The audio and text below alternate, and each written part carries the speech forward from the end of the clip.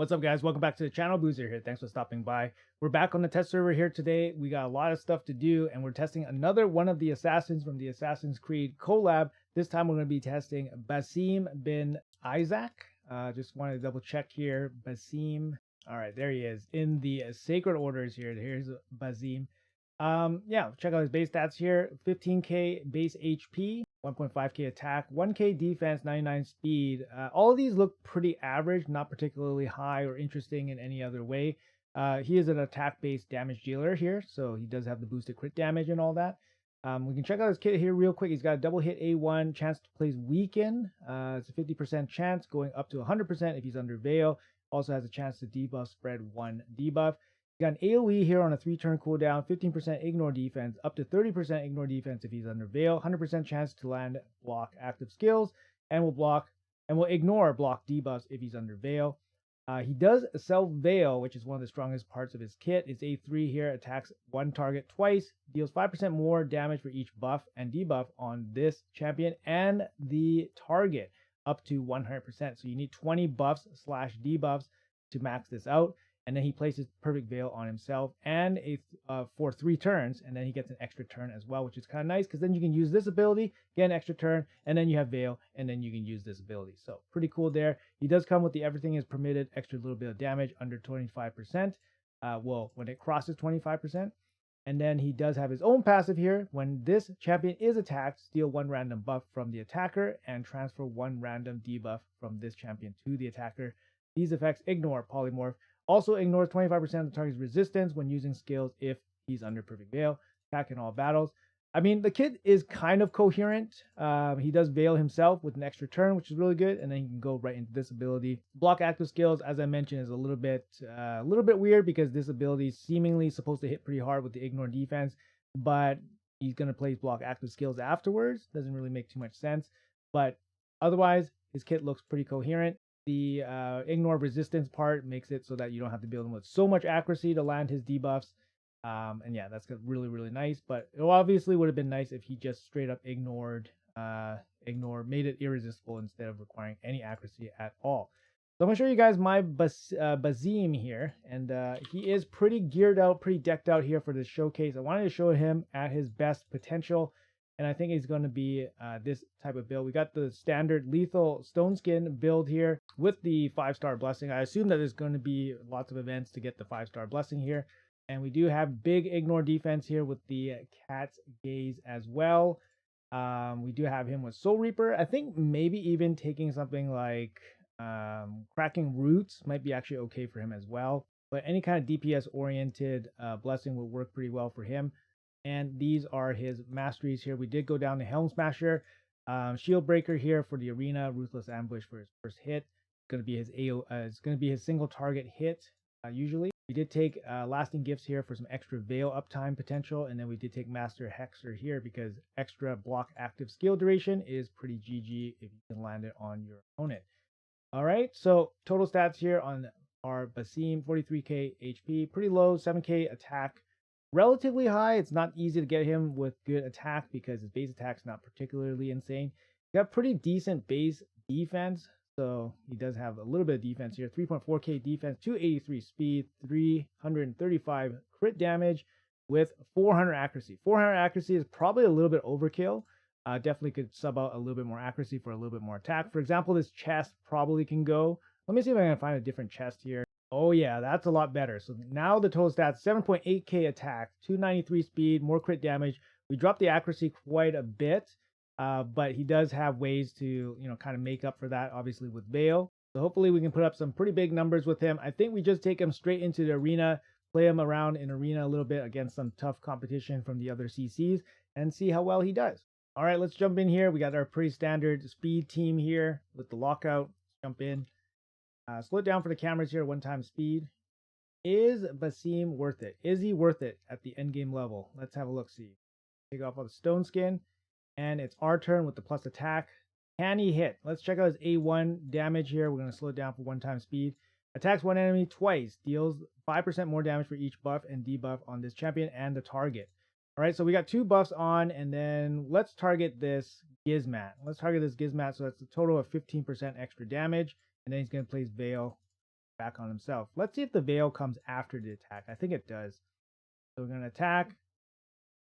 134k damage. And then we get a 4-turn Veil.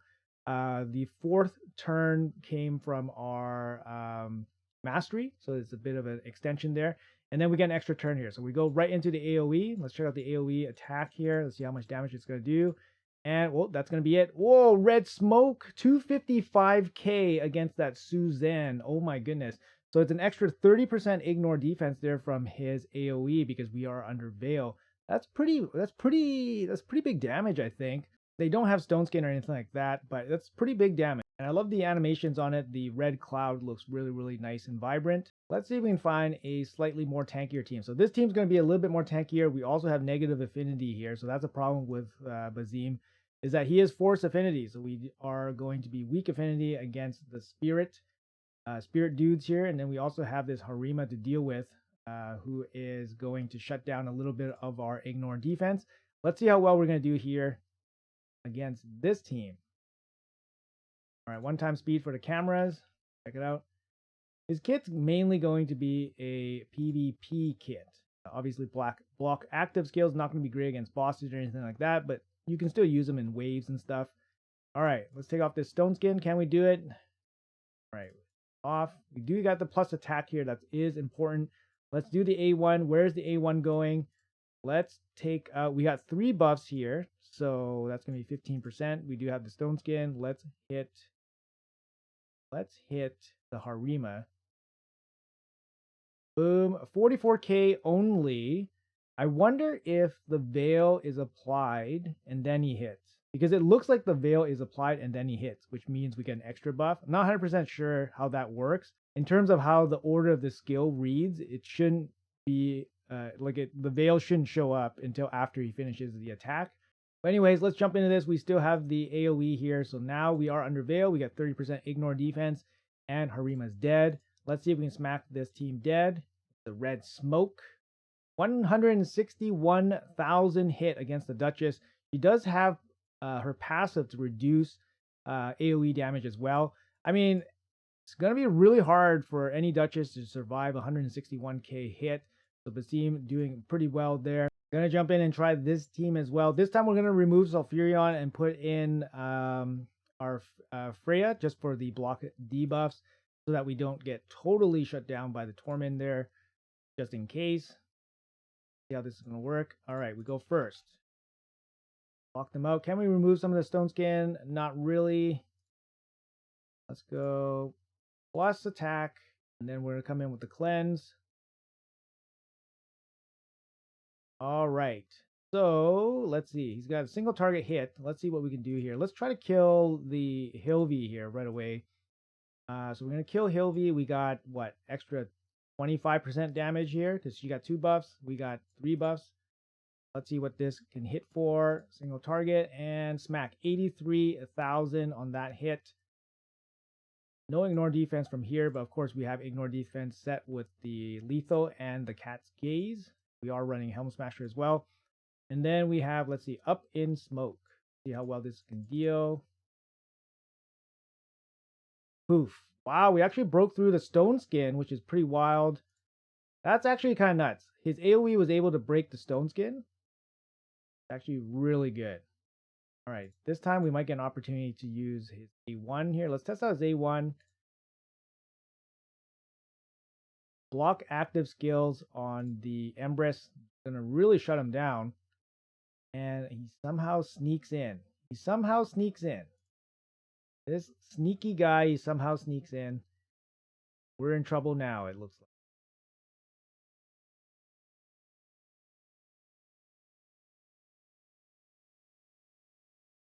All right, so we got the A1. Each hit has a chance to place weaken. Debuff spread. It's only 50% chance. So maybe we can move the block actives over to Torment. That would be kind of cool. See this. Nope, we're feared. So everything feels bad. I'm going to shut him down. All right, let's just restart this. All right, let's try a couple more fights here. See how well he can do. We're just going to keep Freya here. Why not? Okay, no Stone Skin on this team. Try to shut her down. Attack. Okay, so it's our turn now. So let's A1, or sorry, A3. So applying the perfect veil on somebody, we get an extra 15% damage. Let's go after the Sifi here. Boom, 100k hit. And then we're going to go into the A2. So the A2 block active abilities. Wonder how this will work against some of these mythical champions. Let's see. Nope, no good. Not going to work out here too well. The fear stopped him from taking a turn. And we should, okay, and then that's it. So block active, not going to stop them from using their passives, of course. Let's see what else we can do here. We just played him. Let's play against this. He looks pretty nasty. Bunch of damage dealers here.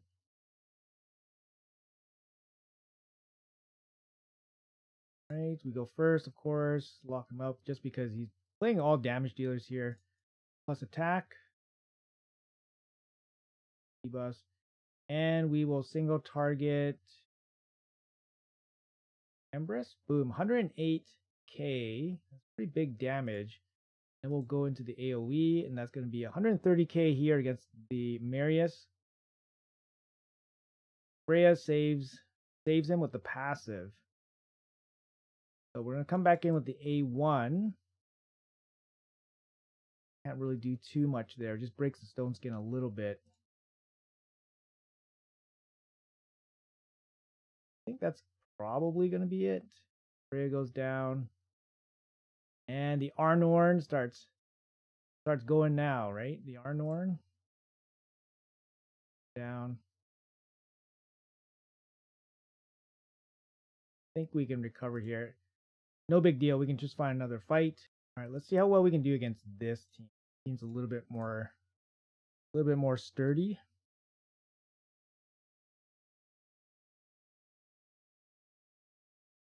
Okay, come in here. Let's see. Strip some of the stuff.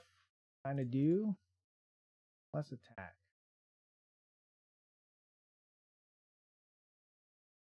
Block debuffs. Okay, single target hit. Try to kill a chicken. There he goes. Quite a bit of damage. You see the 24,000 hit there as well. That's coming from his passive.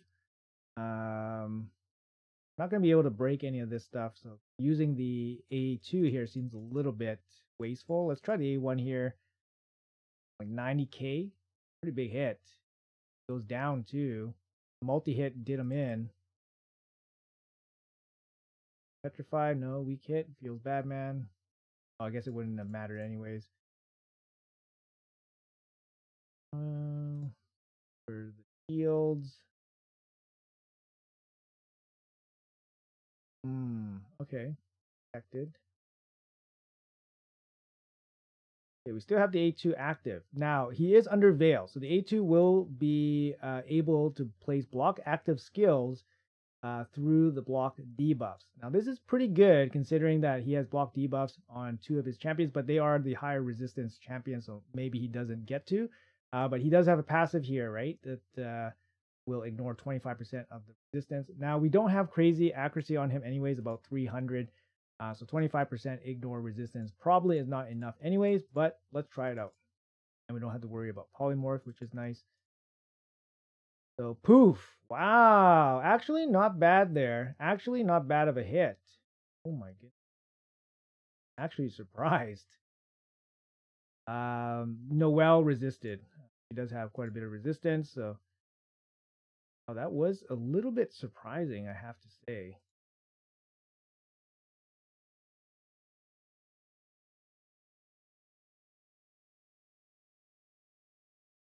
Okay, well that sucks. Oh, we got lucky there. Got a little bit lucky there. That.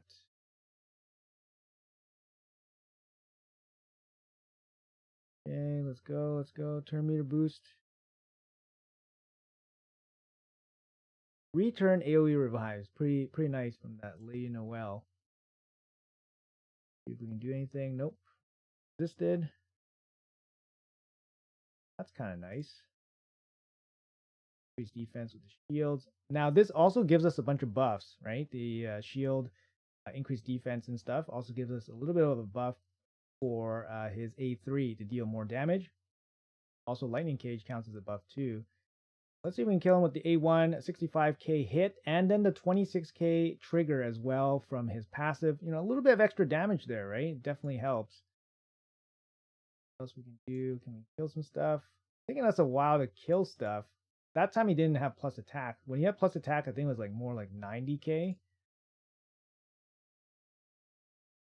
Meter boost in. All right, let's go for the single target hit. Now, lastly, you got to refresh on the single target. We do have a bunch of buffs up. Let's go for it. Boom, 50, 57. Yeah, I mean, that's quite a bit of damage there. We did have 4 buffs, and then Nice did have the lightning cage as well. Now, I think if I put him in the Hydra team against Marius and Taras, even with this exact same arena build, even with Reaper, so his blessing doesn't really give him too much of additional damage. I think he'll perform pretty good. I think he'll still perform pretty good. Let's have a look here. His A1 places weaken. His A2 is an AoE. His A3 can self-veil himself, which is really, really good. So I think he'll probably perform pretty decently here. I'm not going to say he's top, but he's going to be okay. So we see Basim here doing 118 million, Taras doing about 90, and Marius doing 190.